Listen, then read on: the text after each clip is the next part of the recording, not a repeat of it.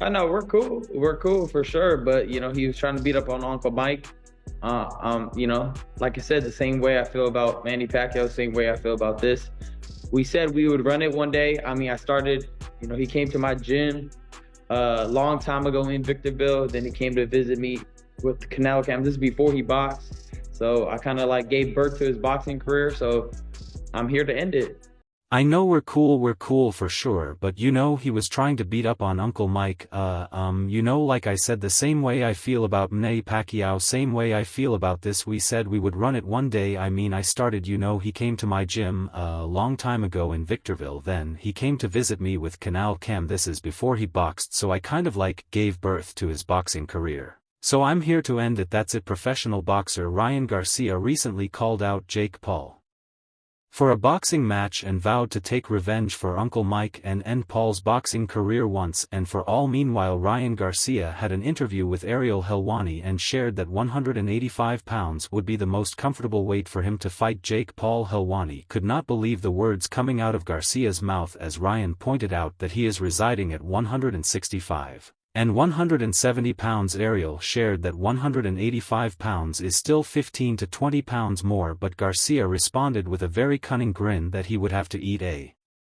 lot to get to that weight. If I fought Jake, probably like 185. You think you'd be comfortable at 85? 100%. Yeah, well, like what are you right now? Me, I'm like 165, 170. Damn, I mean that's still like 20 to 15 pounds more. Furthermore, Ryan Garcia shared that he will be fighting Japanese kickboxer Rukia Ano in an exhibition in December, and he had to stay at 153 pounds to face him, but he will be returning at 140 or 147 pounds as soon as his suspension is over. For me, he just got to wait it out. Obviously I think that it's bull crap. I'm not going to cuss right now, but definitely it's bull crap, and I just got to accept what the New York State Commission said, and that's it. On the other hand, former UFC star Cha Sonnen defended Jake Paul for not knocking out a legend like Mike Tyson and said that Jake is always put in a tight spot where he has to face criticism. Sonnen said that if Paul were to knock out Mike Tyson, then the people would criticize him, and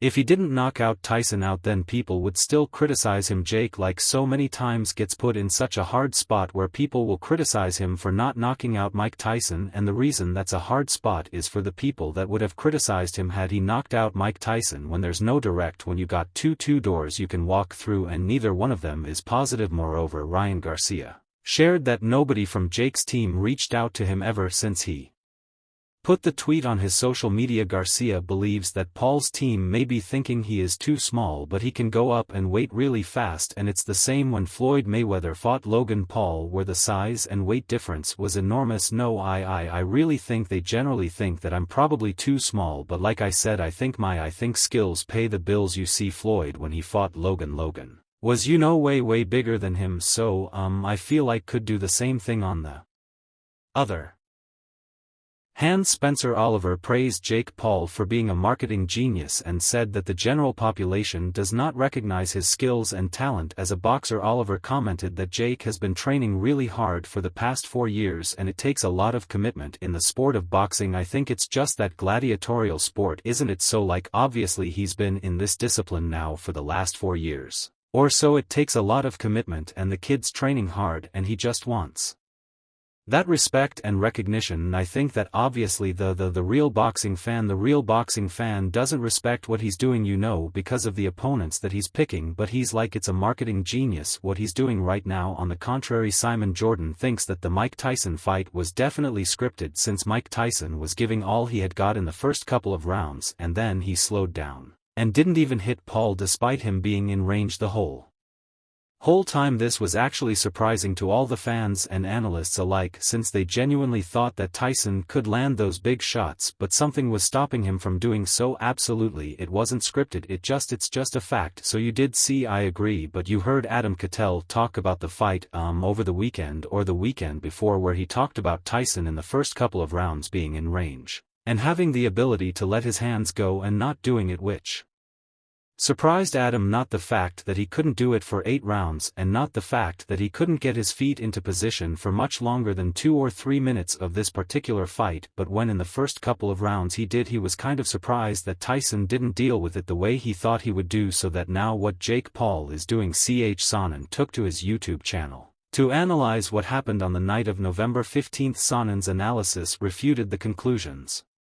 presented by Sylvester Stallone, who previously said sometimes you have to do hard things and sacrifice yourself to help your family, hinting that Tyson, with all the injuries he has had at 58 years of age, tried to put on a worthy show to earn his purse and take it home. On the contrary, Sonnen refuted Stallone's claim and said, "While I've never seen anyone carry another guy, I've never seen anyone let a guy survive. I can't say that anymore. Jake let Mike survive for 2 rounds, halfway through the 7th round and all through the 8th, but it didn't affect the outcome at all. It's being called into question. It was very clear that Jake allowed Mike to survive." Moreover, Ryan Garcia gave his comments on the Mike Tyson vs. Jake Paul fight and shared that it was what was expected from a 60-year-old man since Tyson is way past his prime. Ryan pointed out that Mike Tyson's balance was off and Jake wasn't using his full strength either. What did you think of the Jake-Mike fight?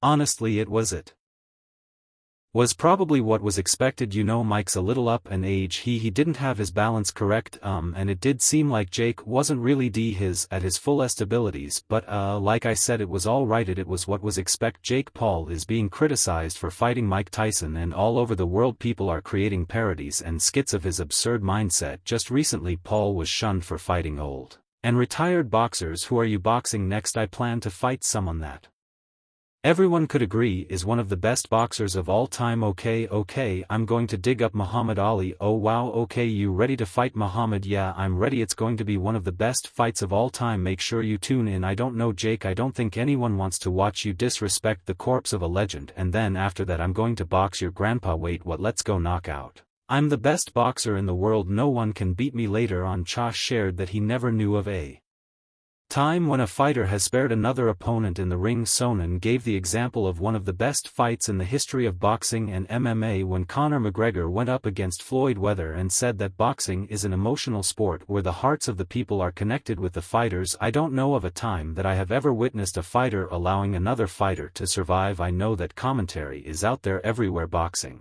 has such a hard time emotionally accepting honor.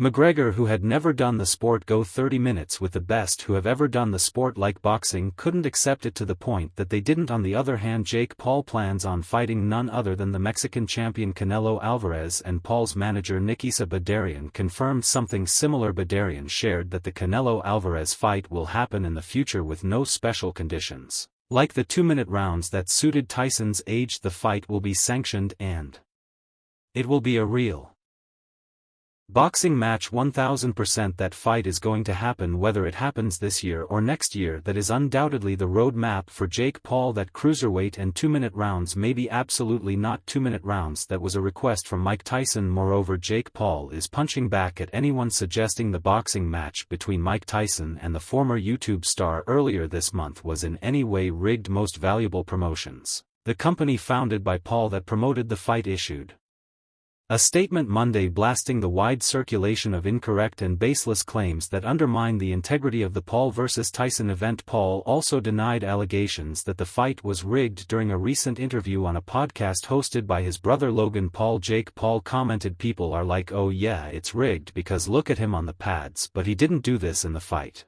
because someone is punching back. People don't realize my power and my jab and my speed and my ability and my footwork to get out of the way of those punches. So then all of a sudden he's throwing it literally air." Meanwhile, Simon Jordan damned his co-hosts Gareth Davies and Spencer Oliver for making sense of the Paul vs. Tyson fight and saying that it has some credibility. Jordan said that the fight was never credible from day one, and Jake and his brother are frauds who are being chased down with scams. You know, him and his brother are having all kinds of questions about their credibility. Right now his brother is getting chased around the world for cryptocurrency challenges, but in this instance there can be no validation from anybody with any substance, despite the best intents of Spencer and Gareth running around giving this fight some credibility when they were out there in America. This was never a credible fight. It should never have been allowed. Moreover, Simon Jordan was furious at Jake Paul and his team for pulling a gimmick fight like that and scamming all the fans.